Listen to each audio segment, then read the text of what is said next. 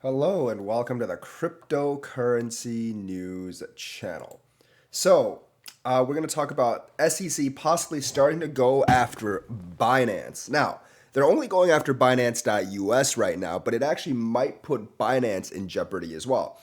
And the SEC is probably going to have free reign to do this because Congress is kind of defunct right now. Without a speaker, they can't have committees. Without committees, they can't pass legislation. Without passing legislation to the House, they can't get any more rules or legislation.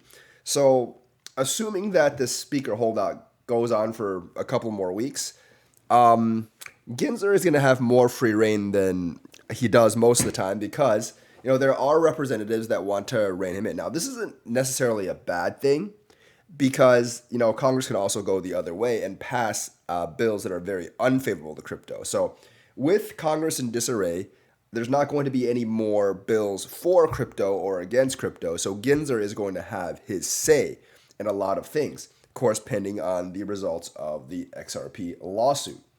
But what they did is they filed an objection to Binance's U.S. plans to acquire Voyager Digital. So the SEC wants to see more information.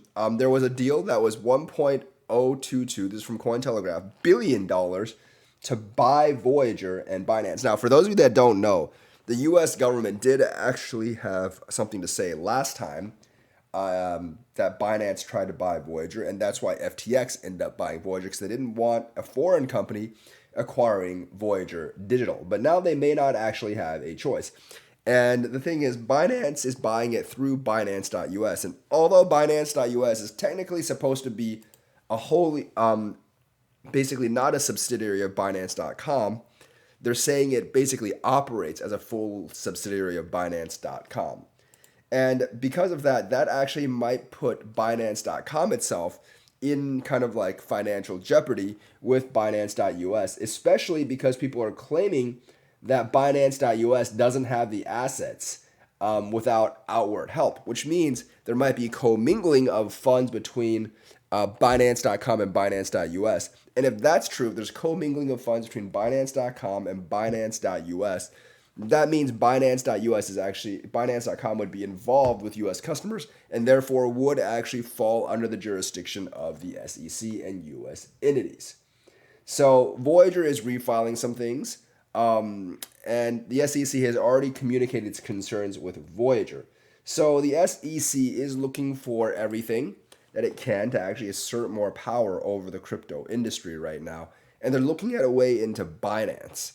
Of course, Binance says it's committed to complying with regulators, but we'll see if Binance.us actually has the funds to actually buy Voyager. Because if it doesn't, then yeah, Binance.com is involved. And because they are involved, they would actually have to abide by American regulations.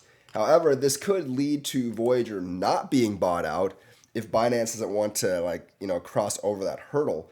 And if that's the case, then I guess the customers of Voyager would receive a really, really bad raw deal because then they can't get their money back. So the SEC is somewhat rightfully getting in the way of things. They want to make sure that Binance.us is a fully American entity, that they're not commingling funds with Binance.com itself, and they actually have enough assets to actually buy Voyager all by themselves to make sure that Binance is complying with regulations.